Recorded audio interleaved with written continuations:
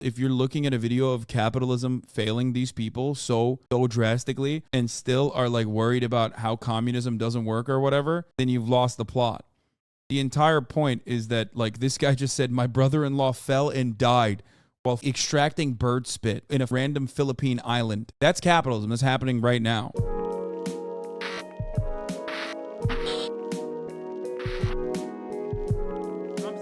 Let's get into it. 5 of the most dangerous jobs in the world. Big business. Is worth nearly $13 billion globally. But the workers who risk their lives to mine it in an active volcano make just $17 a day. Why? Because there's a demand for this important ingredient in sugar, and that's a pretty decent wage for the area. Yeah, 5 of the most dangerous jobs in the world. Police officer, guy who works at an oil rig, jet ski dealership owner that was passed down to him by his dad, Twitch streamer, HVAC specialist. I don't know where any of these are because, like, I don't know which one you have to knock out of the top 5 hardest and most dangerous jobs. That, like, some guy in a sulfur mine in an active volcano has somehow taken over. You know what I mean? I just don't know. I don't know why they're saying sulfur, but, like, I'm sure the other ones are going to be police officer. All of them are police officer. Landlord, too. You're right, landlord. If you look at other booming industries, you'll see the same trend. From collecting acai for our smoothie bowls to harvesting our table salt, people risk life, lung, and limb to make a buck in these billion-dollar industries. I think, damn, that dude is drip out, though. What? Dude, what is this? He's salt mining, but he's also mining for some drip. Oh, my Lord. Billion-dollar industries. Okay, listen, this is some real, this is the Yeezy season, right? This is what's going on.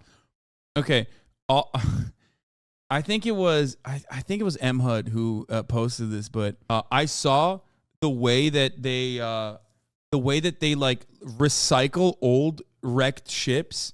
What was it, like in Indonesia or something? It's just nuts. We journey around the world to see what it's like working some of the most dangerous jobs on the planet. Yeah, shipbreaking yards. In East Java, Chattogram shipbreaking yards. Dude, that shit is fucking crazy, man. That blew my goddamn mind. Indonesia, hundreds of miners face deadly smoke to extract sulfur, or devil's gold. Sulfur is used in everything from matches, fireworks, and gunpowder to detergent, paper, and batteries. It's what makes our sugar white. Working conditions inside Ijen volcano are so dangerous, many miners don't live past 50 years old. Nama saya Mister, saya sebagai penambang belirang di Kawah Ijen. Miners like Mistar carry up to 200 pounds of sulfur on their backs, up and down these steep cliffs. And Mistar's been doing it for 30 years. Jesus fuck. Kalau saya bangun mas itu antara jam 1 atau jam 2.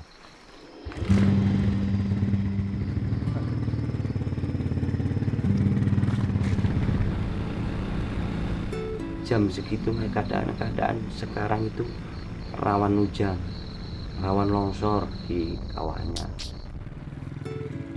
This is as far as Mistar can go on his bike. There are no roads to the crater, so he has to walk the rest of the way. It's a 2-mile hike up to the ridge of Ijen volcano. I gotta pee, I'll be back. He takes only his basket and a crowbar down into the 1,000-foot deep crater. Kita mohon bisa didampingi lah, dikasihani lah dengan yang jaga di sini. Here, he faces the volcano's extreme environment. The air can reach over 100 degrees Fahrenheit. And he works near one of the world's most toxic volcano lakes. Tapi itu asam. Asamnya seperti asam baterai. Itu memang berbahaya. Nanti kalau kena sama misalnya mulut sama gigi, dia rontok. Ya kan berbahaya. Dia bisa membunuh juga kalau sudah masuk ke dalam perut. And there's the smoke.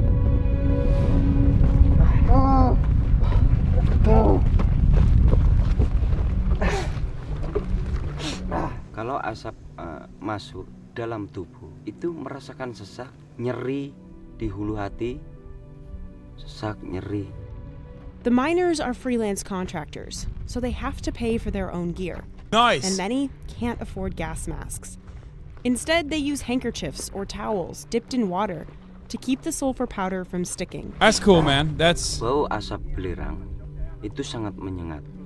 Bau asam lagi kadang-kadang bau. Yeah, sulfur also smells fucking terrible. Seperti gorengan telur. Like bad eggs. Kalau masuk dalam hidung atau mulut itu sesak. Ini mas, batuk ini mas. But the smoke from inside the volcano is crucial for sulfur production. This is how it works. When the super hot smoke hits the cooler air outside, it condenses liquid and drips off the pipe. As it solidifies and cools, the sulfur will turn yellow, and miners can begin chipping off blocks. It's the sulfur's two colors that give it the name Devil's Gold. Once he fills his baskets, Mistar hoists them up on his shoulder to hike back. But that sulfur is not a light load. Kalau saya maksimalnya mikul, itu satu pikulan 70 kilo. That's God about damn, bro. 154 pounds. Mistar himself weighs just 132. Nama punggung ya pasti sakit mas di sini kalau berat. Kan kadang-kadang di pundaknya itu kan sampai rusak. Ngapal itu rusak. Itu kadang ada tumbuh-tumbuhan yang seperti jerawat itu. Itu penyakitnya kalau orang mikul. They have to haul it up the steep walls of the crater. Langsung naik pelan-pelan. Soalnya kalau nanti kerasa kerusuh malah bahaya ke diri sendiri. Jadi jatuh. Peleset jatuh.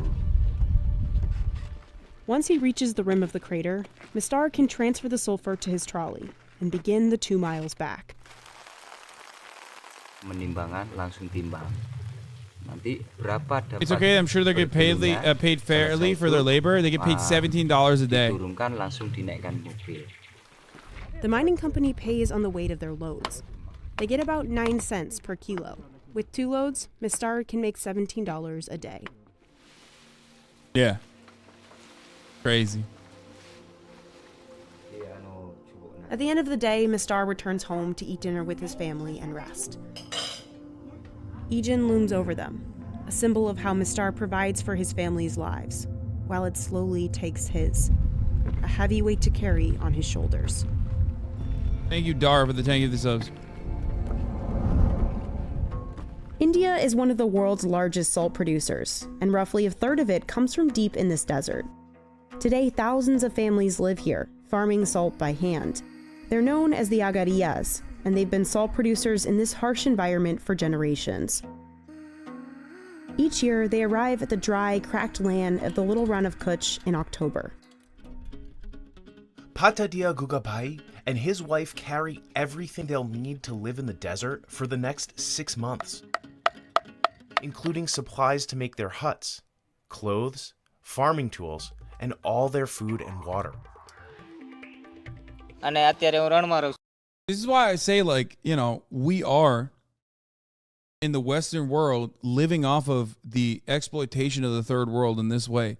Because a lot of the minerals and a lot of the, you know, rare earth materials, the metals, rare metals that you need for your laptop, for your cameras, for your iPhone, every single thing is extracted in an identical capacity by people who are getting paid $17 a day in like horrific, gruesome conditions. Straight up. You think this is hard? Try being a CEO. Yeah, you think this is hard? Try being a Twitch streamer, dude. And then you have to remind yourself that at the top of the hour, there's a 6-second ad break. Here's the 1-minute ad break now. Thank you, Dara, for the 10 gifted subs.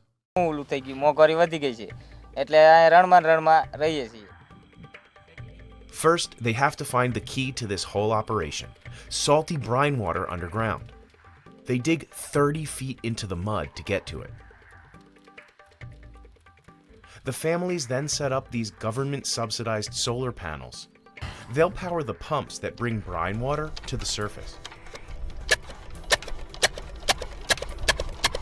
Then, the Agariyas build the salt pans, these expansive salt flats. શરૂઆતમાં આવી કામ કરવા ત્યારે આ માટીનું પાટા બનાવી અને ત્યારબાદ આ રોલ ફેરવવો પડે. The roller helps them flatten out the earth. અંદર કરી જાય રોલ ફેરવી એટલે જમીન મજબૂત બની જાય એટલે મીઠું સારું બને. They'll make 10 to 20 pans, all by hand. It's back-breaking work. Then the farmers will release the salty brine water from the wells. It flows between the pans. By the last pan, the water reaches the... Wait, another Dave Portnoy hot take. I don't want to say life is unfair for rich people, but it's a disgrace. I got no power trying to survive a hurricane in Miami instead of apple picking because I got to save millions of dollars in taxes. Listen, real quick. I gotta fucking move to Florida in hurricane season so I don't have to pay my fucking taxes because I'm making too much. The phone just fucking broke. It's apple season picking up north and I'm in a fucking tornado/hurricane with the water probably coming up, evacuation mode. I don't want to complain about... I've never wanted someone... I'm not going to say it, okay? I'm just not going to say it. But I'm wishing it, but I'm not saying it. Do you know what I mean? Like, come on, just a little bit. Rise it a little bit, you know? Rise up. Rich people think that the fact I'm going to move to Miami before I'm ready to save money because I make hundreds of millions and the taxes are too big and I got to deal with Hurricane Ian. It ain't right. And I'm not saying that you should cry for me, Argentina, but what are we going to do when the rich people have to leave too fast? I should be picking apples and instead I'm in the hurricane season. He's mad because high taxes have forced his ass down to Florida so he could evade paying higher tax margins. So now he has to sit there for 6 months during hurricane season, which is hilarious because, like, no one asked you to spend your 6 months in hurricane season, dummy. He is joking. I mean, he's joking. He's just, like, turning it into... I think he's just trying to turn it into, like, look what high taxes made me do. You know his ass as a generator? Oh, 100%. He also didn't need to be there. Like, you don't need to, like, consecutively live in Florida for 6 months to have a residency and, like, avoid taxes. You just need to be there for 6 months and 1 day by the end of the year. Like, he's just there because he's an idiot. I don't know what else to say. Every joke you would know. Yeah, me, famously living 6 months out of the year in Florida, as you guys know. You know, but I have the same exact house in Florida and the same exact background in Florida. Because when I go live every day, you just need to know, you know what I mean? I also even moved H3H3 podcast to Florida too. Yeah, I live in Mar-a-Lago. Don't make out like you're joking. What? Watching that sulfur miner and then cutting to this is dystopian? Yeah, I know. Denying your secret Florida house. It'll make your exposure all the sweeter. Oh, by the way, we're going to get back to the most dangerous jobs, though. Hold on. Let's The 24% salinity needed to form big salt crystals. Over the next few months, as the water evaporates, salt crystals form. દંતારા ખેંચવાના લોખંડના આવે દંતારા હોય એ ફેરવવાના. They start raking early each morning to avoid the hottest part of the day. કે જો પહેલા તો મીઠું ઓછું હોય એટલે તો એક જણો ખેંચે એટલે હાલે એટલે અને બીજા પછી વધી જાય ને મીઠું પછી એકથી દંતારો હાલે નહીં પછી બે જણાને જ ખેંચવો પડે. But working here can be really dangerous. The life expectancy of a farmer is about 60 years because not only do they face extreme temperatures, they are dealing with subsoil brine which is highly acidic, and exposure to that subsoil brine also comes with a lot of problems in skin. અમને તો પહેલા તો ચામડીના રોગ થાય છે એટલે 1 મહિના લગી તો રૂજ જ ન આવે અને ચામડીનો રોગ ઈ પહેલો જ કારણ કે પહેલા પેનિયાથી જ શરૂ થાય Many of the Agarias become blind from years of the bright sun reflecting off the white landscape. Jesus And Christ. because they're so far from the nearest village, accessing medical care is often too expensive. અમારા નાના જો આવડું મીઠું સોટી ગયું ને તે ઈ ભાંગતા હતા અને એમને પગે ઈ જાણકી ફોડકી દઈ ને પછી મીઠામાં તો રૂજ આવે જ નહીં રણમાં પગ પછી કાપ્યો પછી 3 દિવસ જીવા 3 દિવસ પછી ડેથ હો ગયું. Despite these conditions, the Agarias live and work out here until spring, when the salt is finally ready. They harvest 3 times. The first produces the best quality salt. They leave in April, usually with over 1,000 tons of salt. And most farmers we spoke to said that this season's market price for salt is between $2 and $4 per ton. Oh, Jesus That fucking means in Christ. a good year, a family will earn about $2,000 for months of grueling work. That's well below the poverty line. જો મીઠું વેચવા જઈએ ત્યારે જાણે વ્યાપારી સંગઠન કરી અને એ ભાવ નક્કી કરે એ ભાવ અમને આપે.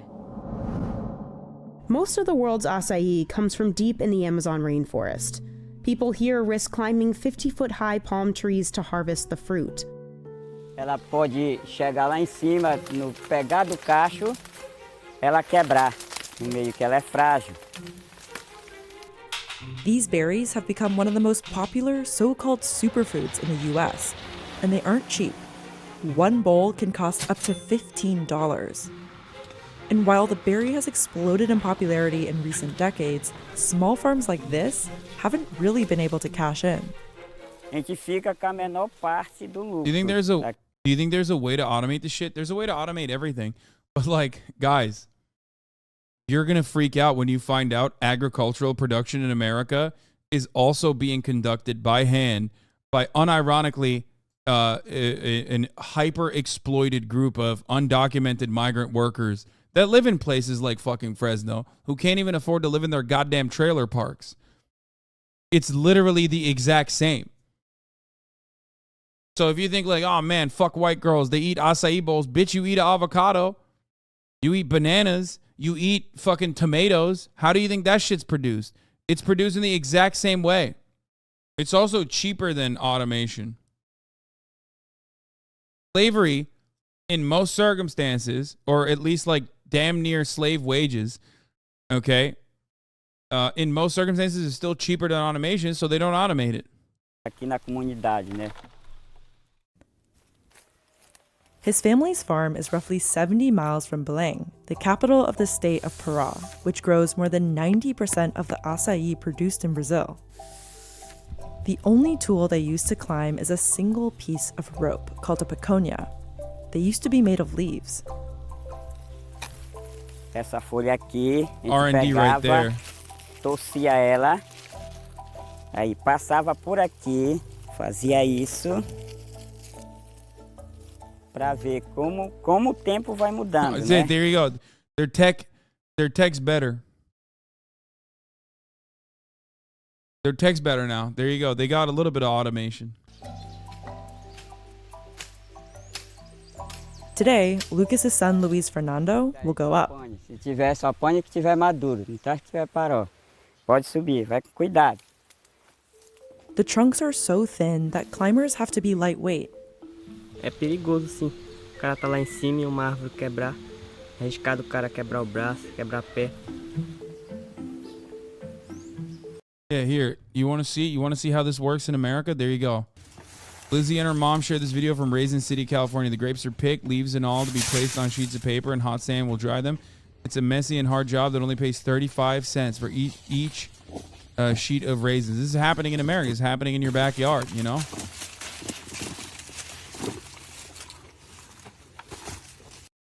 And then to see Dave Portnoy complain about his tax dollars. At the top, they swing from the tree to reach multiple bunches. Oh, here's another one. This is the radish one. These farm workers in Moore Park, California, are loading crates of radishes onto the trucks. In their 8 to 9 hour work day, they can easily load 2,000 crates. Each crate weighs 60 pounds on average. And then, if they dare to go back and complain or anything like that, we have a ton of Mexican migrant workers on the farms in Ontario, Canada even. Yeah. If you complain, ICE will get called on you because there's a never-ending flow.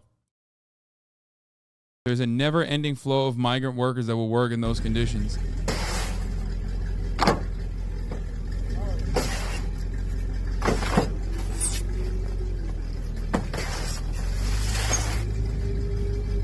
Not to downplay, but I work at Amazon. The work there is incredibly grueling. Yeah, I mean, we're just moving up the ranks.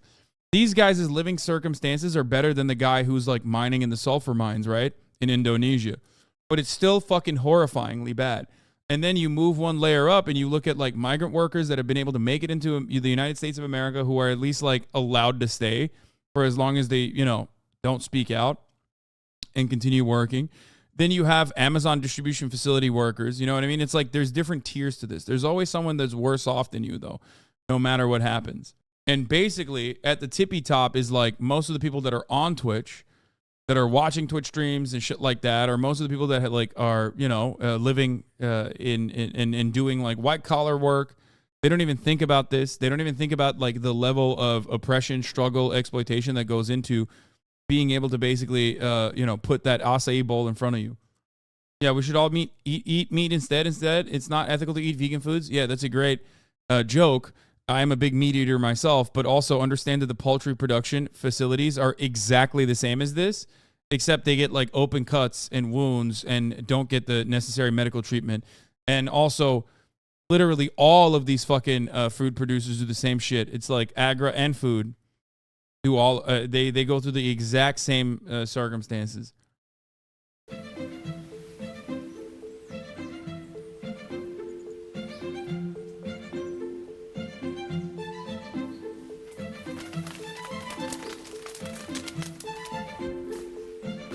Going down can be dangerous too, especially while carrying a large knife and holding an armful of branches. Dropping them could damage the fragile fruit. Graças a Deus eu nunca caí dessa iseira. Quero que isso não aconteça comigo. Eu já caí 3 vezes dessa iseira. Não me bati nenhuma vez, graças a Deus.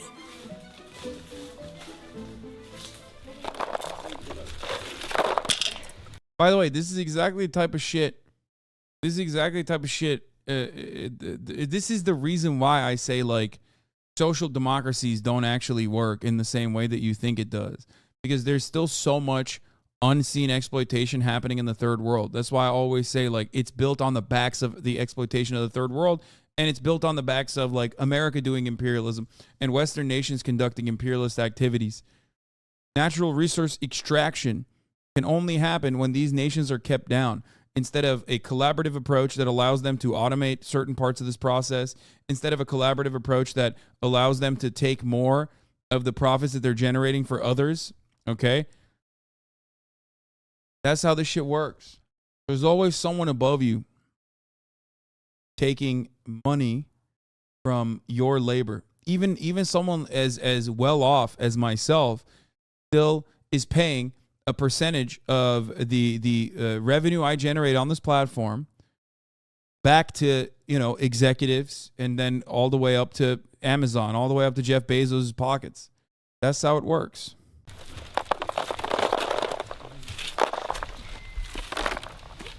Lucas and his family harvested 53 baskets like these in 2020. And then you have dummies in here being like, but they host the servers? Yes, dude, please defend Amazon's integrity more. I'm not saying that they shouldn't. I'm not saying that there isn't like any sort of give and take in this circumstance. The main point is that I have no say. I have no mechanism of control. Even I, someone literally at the tippy top, at the 0.00001% of wealth with respect to the rest of fucking society all around the planet, am still getting fucked over by 100,000 other dudes. Okay? What the fuck is wrong with your brain, man? How do you look at this? Like, even when I recognize my privilege, you still turn around and you're like, well, but they host the servers. It's that kind of cuck mentality. Lamau, then go spin up your own servers. Brother, I'm going to keep it real with you. This is the reason why you are always going to be destined for a lifetime of being a peasant, okay? Because you have no way to look up. The only time you look up is in admiration, okay? You deify wealthy people. And you think those other wealthy people who are telling you, like myself, that this system is fucking fundamentally flawed, you go, oh, well, he's speaking out against it. This guy's a fucking hypocrite. This guy's bad. This guy's wrong. You are not hearing the words that are coming out of my mouth. You are not understanding, okay? Go ahead. Keep it up, dude. I can't wait for him to triple down on this idiotic fucking take. Earning them an income of about $950. That's as little as 20 cents per pound. Meanwhile, a pound of processed acai sorbet can sell for $7 or more in the US. Like, the point is, even I don't own my means of production, like the entirety of it. And I have more autonomy than than damn near every single fucking person on this planet. Okay? So where is he at? I want to see what his bootlicking ass has to say about this. They don't want to hear it. You say he calls you a hypocrite. A normal working class person says it's just their own fault for not working hard enough. Catch 2022. Yeah. Catch 22. Yeah. Part of the issue is that Lucas has to sell his acai as soon as possible because the fruit goes bad fast. That leaves farmers who don't have processing machines with little leverage to negotiate. Não tem empresa aqui na nossa comunidade. A gente vende para atravessador, para poder chegar na mão daquelas pessoas que vão beneficiar, que vão se dar bem. Merchants bring the acai to Belém by boat. It's a race against the clock to sell the fruit before it spoils, so markets run overnight. Some acai gets transported to processing facilities like North Acai. Every day, 22 tons of fruit are turned into frozen pulp, the acai that most people outside of Pará are familiar with. Indigenous people living in the Amazon have harvested and consumed acai for centuries, maybe even millennia. The Brazilian government estimates there are nearly 6,000 quilombola communities in the country. And a 2013 study found roughly 75% still lived in extreme poverty. Mas é uma comunidade rica, né? A gente se diz assim pobre, mas se torna rico, né? De espírito. This isn't snow. It's limestone. And miners risk their lives to carve it out of the white quarries of Egypt. The valuable rock is at the center of a huge industry. And it's used to make everything from cement and glass to plastic and tiles. It's even what the Great Pyramids were made out of. But digging up and cutting these precious blocks is really dangerous. For these guys, each day starts in Minas City at dawn. And this is where the danger begins. These trucks aren't meant for passengers. Workers have gotten injured from falls along the winding journey. The trip to the mountain takes about 40 minutes. Then it's time to get suited up. Since these miners are freelancers, they have to buy their own protective gear. Notice the same fucking like corporate, the same exact revenue compensation structure exists in the third world as well, by the way. Like, notice how none of these guys have benefits. They're not employees. They're hired freelancer contractors. Have you noticed a trend here? The Uberization of the American economy is obviously happening under like way better material conditions for the labor aristocracy, but you have to recognize that like it is the exact same principle. There is no need to standardize this method of production because there's always a steady flow of new workers, and it also makes it impossible for said workers to organize against their bosses to say, hey, you know, we are going to have a level of control over our own lives, and we're going to get the adequate benefits here. Pink Ripples, you support the largest corporation in the world with this channel. Yeah, you're right, dude. I do. I love Amazon so much. I'm such a big fan. We are literally looking at motherfucking limestone miners and this dumb, neat, brain-dead, pathetic loser baboon that lives in the nice, McMansion that his stupid accountant parents gave him, talking shit on the goddamn internet, being like, dude, you are fucking supporting Amazon. Everybody supports Amazon, you fucking idiot. I'm not complaining, you are. That doesn't mean that the system can't change. I'm good. I made it. I got mine, you fucking dumbass. It's for you. It's more for you than it is for me. And yet you're so brain broken, you can't even see that. You think, oh, this guy's speaking out against the situation, even though he has like a good financial circumstance himself. He must be grifting. Good job never complaining, you fucking jackass. Again, peasant brain. Do you still support the young Nazis? He means the young Turks, by the way. Oh, this one is even sadder. This is a 35-year-old dude still fucking trying to relive the halcyon days of 4chan. Your memes, dude, your memetics actually helped Trump get elected. So base, so base. I'm a groiper still. This is why you're never going to have a fucking friend or a wife and children, because you spend all your goddamn days on the internet thinking about how your memes got Donald Trump elected. Are you embarrassed? Do you feel pathetic? Use this as an opportunity to rid yourself of your neck beard ways. Okay? You can change. But the first day starts now. Okay, you're just going down the checklist of things that other people have conditioned you into thinking are good owns when they're not. You can lift yourself up. Buy your fucking bootstraps. Mansion's coming. Next, I'm calling it, locking it in. Yeah, Armenian genocide denier probably. No, that guy said the young Nazis, so that's even sadder. He's not like a 14-year-old. He's using takes that only like 35-plus-year-old idiotic old school alt-light, like Sargon of Akkad fans fucking use. You know what I mean? Your life is a permanent L. You can literally change it. I promise you can. But you got to stop doing this shit, okay? I promise. Often, homemade cloth masks, Don't ban gloves, him. and sunglasses That's a pet. are all miners have to shield them. They grab their tools and descend into the pit. First, miners have to set up these two rails. Two separate machines roll along the tracks. They slice the stone into perfect cuboids beneath. دي الفصالة في الأول دي بتشتغل مرة 40 ومرة 20. الحشاشة بقى بتحش البلوكة من تحت وبتربعها. The machines move quickly. They're really heavy and they're loud. بالنسبة للصوت واخد بالك زي ما نكون احنا اتعودنا عليه خلاص. يعني بقى لها 25 سنة في شغلانة. He's a 20 سنة. juicer. 15. Yeah, he's a 35-year-old juicer, brother. Look, he's a 35-year-old juicer. I said some of the most idiotic things anyone could ever fucking come together and put out there. And now people are paying attention to me. Finally. Oh, yes. You made it, dude. But I'm letting you know, you can get better. I believe in you. Okay? Excuse, he's a clown, but not a grifter. Yeah, I am. I am a grifter. You're right. I promise you. Okay? I believe in you. Go to the gym. Start focusing on yourself. Okay? Work out a little bit. 15 سنة فأنت تأقلمت على الصوت. Workers shout at each other to warn the machines are nearby. Because the real hazard is those saws. A quick step is all that separates miners from razor-sharp blades.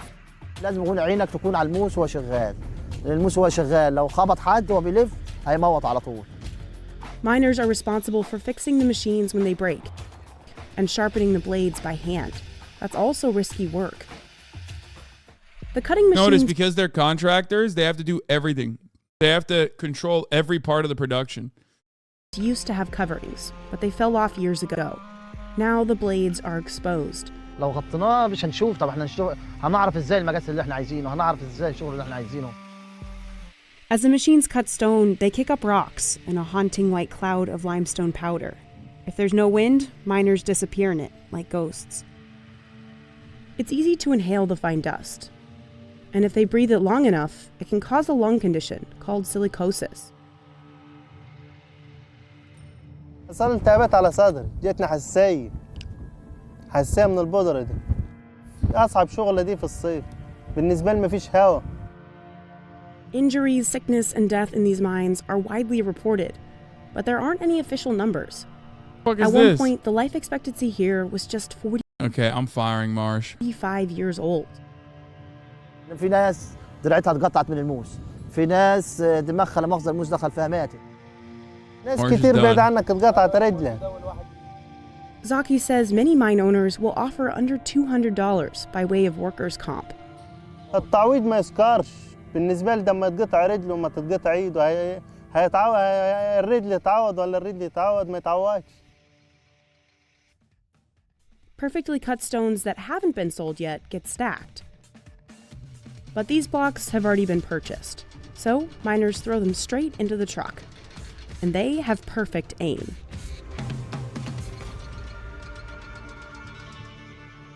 If they're lucky, they might get a $3 stipend for food and tea on top of their $6 daily wage.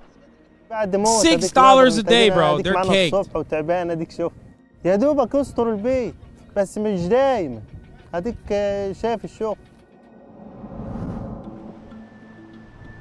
These men are climbing. Remember, I'm not showing you this so you like shut the fuck up about your barista job or whatever, okay? These guys are victims of the hyper exploitative system, just like you are.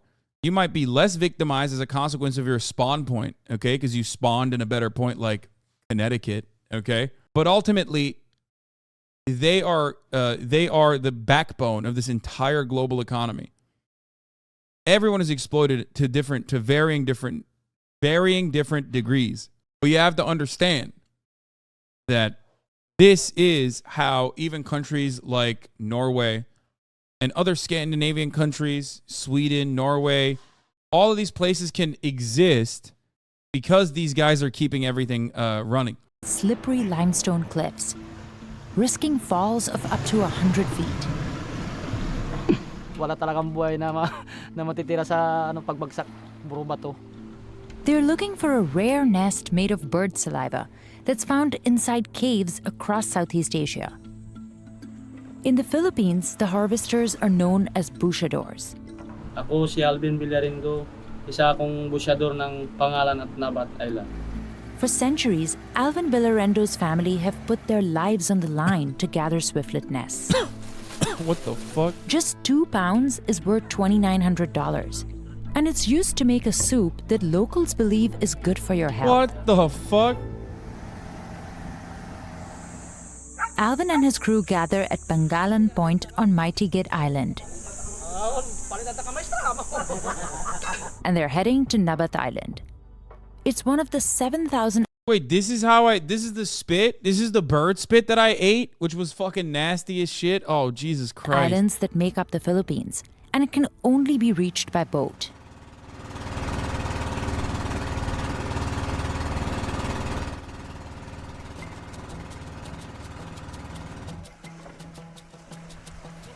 They get off the boat and walk barefoot across the slippery and sharp rocks. They make the ladder as they're climbing up. They tighten the bamboo with rope. Then they attach a piece of wood called kalitang to the ladder. Yung pinakamahirap gawin talaga dyan, yung pag-akyat. Siyempre, hindi mo pa alam kung maganda yung pagkasabit ng kalitang. Kumbaga, sinabit. Tapos, hindi sure kung anong pagkalagay nun doon. Thank you, Ninja Number Zero, for the 15 gifted subs. Medyo alanganin ka pa, baka biglang matanggal. The stakes are high. Tingin namin sa mga tao sa baba na mga kasama namin, parang mga bata na lang. Tinitignan ko yung sabi ko, kunting pagkakamali lang talaga. Pag nalaglag, puro bato yung mababagsakan mo. Pag hindi na sa kondisyon yung What does grifter mean? Grifter is someone who is like a con man. Someone who is like assuming a fake position in an effort to make money for monetary gain, things that they don't believe. People call me, like idiots on the internet, call me a grifter because they don't understand the words I'm saying, I guess. And that's the most charitable take usually. Can I just say your silence on Michigan HB 6382 is fucking deafening? Many people will remember this grifter. Word up, you've been saying this non-fucking stop. Shut up. Like, people try to cast doubt on my takes and claim that I am a grifter, like this man, okay, which we're not going to get into. That, he just doesn't know what he's saying. I don't think he even knows what the word grifter means. He's just repeating shit that he's heard from other people. But when they say stuff like that, it's because they're saying stuff like that because they're saying, like, I'm faking my political positions for monetary compensation. Now, of course, if the political positions that I take were easy ones to take, and, were incredibly bountiful, then there would be a lot more incredibly successful leftist content creators out there. Except there are not. And of course, the same thing is rarely ever cast on right-wingers, like who are straight up just like racist, homophobic, transphobic, whatever. They're not usually used towards people like that. Like, nobody fucking yells about Ben Shapiro buying a house or anything like that. He makes $45 million a year, I think. It's mostly because people don't understand what socialism is, and people don't want to comprehend what socialism is, and they just want to run off of the memes. And instead of understanding it, they just want to say like, oh, well, this is a contradiction to your existence is a contradiction to your values. Because it's much easier to just say that. And there are plenty of people who will believe you. You know what I mean? Let's keep going. Tawan, wag natin piliting umakyat kasi siyempre buhay natin yung nakataya dyan. But advanced bushadors like him sometimes use little to no support, only their hands and feet.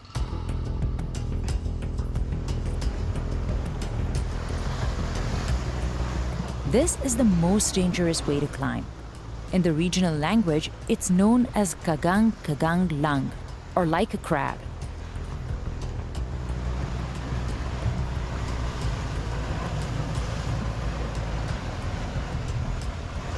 Kasi may mga bato na pag hinawakan mo, bigla na lang bumabagsak. Alvin has had some close calls, and he dislocated his shoulder once. Pag-akyat ko sa butas, medyo maliit yung butas. Nung daan-daan akong bumaba sa kawayan, isang kamay na lang inawak ko sa kawayan. Yun na, uminto na talaga ako sa pag-akyat sa mga matataas. Nabat Island is completely remote. If there's an emergency, there's no way to quickly get help. Dami na rin na-disgrasya na sa pag-akyat. Bayaw ko. How much historical evidence do you need to realize that communism doesn't work is a good question.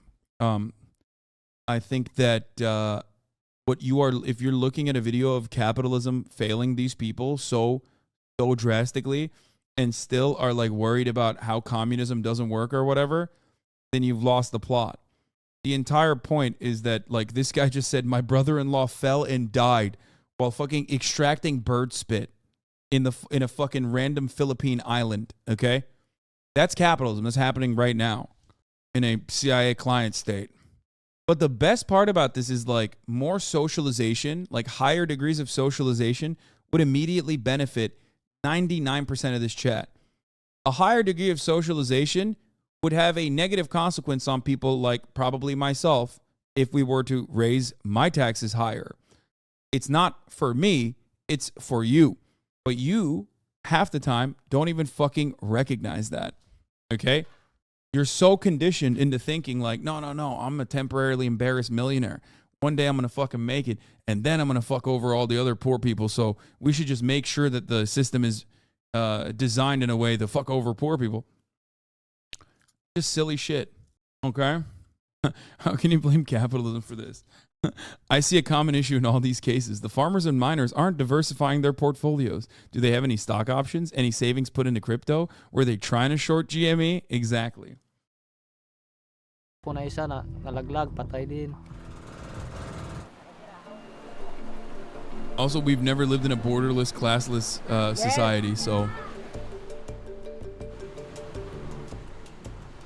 throughout history, there have been attempts towards After building spotting a the nest, transitional Alvin socialist uses state, a spray bottle they filled have with failed. water to loosen them. They're then gently peeled away from the cave walls.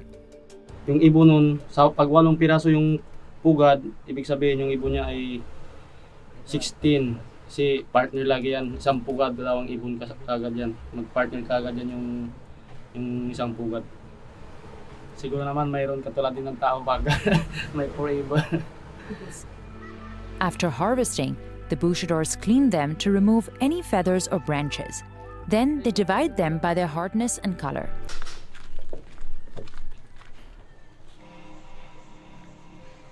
May madala lang na para may kukuha sila na. The local city hall buys the nests from the bushadors at a regulated price and sells them to private customers around the world. They are the main ingredient in bird's nest soup, a delicacy in China and around the world. a bowl can cost as much as $100. That's crazy. Sa tingin ko yung kumakain lang ng soup ng balin sa sayaw, yung mga mayayaman lang talaga. Yung mga katulad natin, medyo parang wala na lang. In recent years, demand for the nests and bird's nest soup has gone up.